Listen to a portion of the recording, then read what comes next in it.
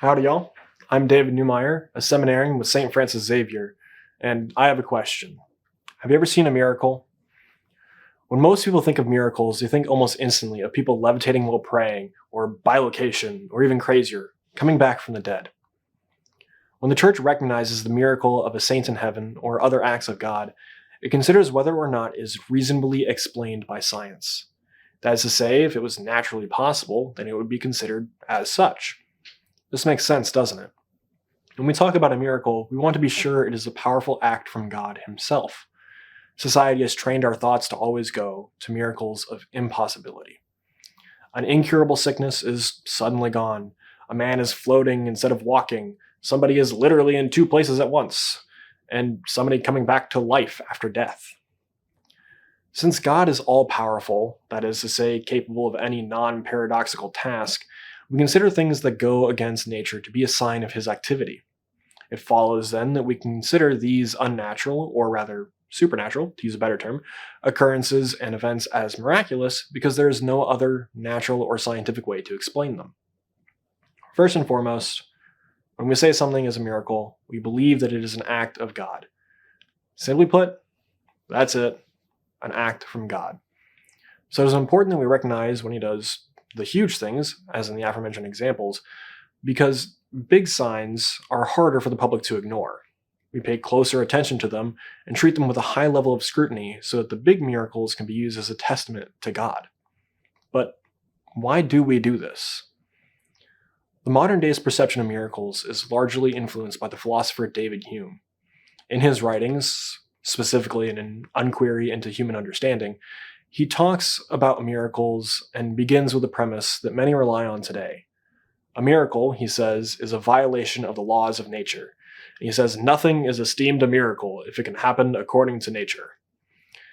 In Hume's rather pessimistic mind, when he thinks of miracles, he thinks there are really only two possible options, since nothing can go against nature. The first is that the observer is misled or is lying about their report, and the second is that it is just statistically improbable, but not impossible, and therefore also not a miracle. Hume's philosophy has trained the world to look through the lens of probability and luck. It's amazing to think that we are made from stardust and the unlikeliness of humanity, but because it was still conceivably possible for nature to do it on its own, people removed God from the equation. But there is another way of looking at miracles too. Consider Thomas Aquinas instead. According to Aquinas and the teaching of the Church, God's essence is to be.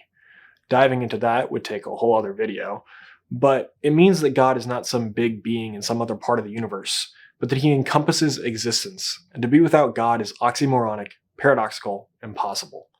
The very existence of reality is a miracle itself, not just the improbability of our self-awareness of our existence. Existence is an act of God. What this means is that God is active, as Psalm 113 says, from the rising of the sun to its setting.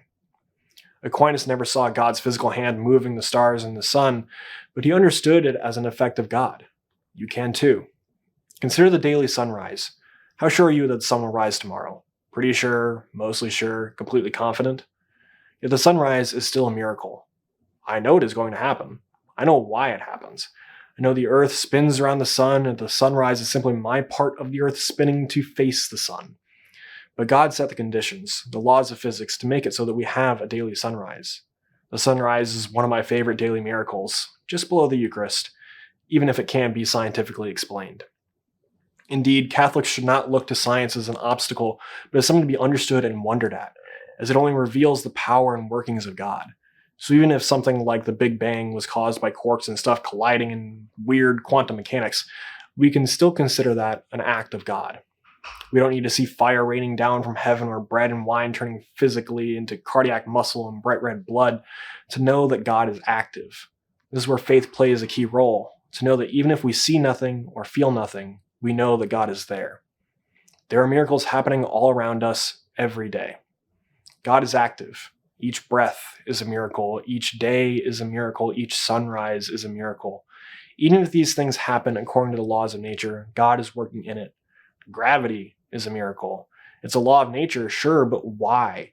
And I'm sure there are scientists studying that very question, but the ultimate why always comes back to God, no matter how far down that rabbit hole we go. I encourage you then to reflect on even the smallest acts of God, because all that is true and beautiful is an effect of God. Every day is a miracle, so find a miracle every day.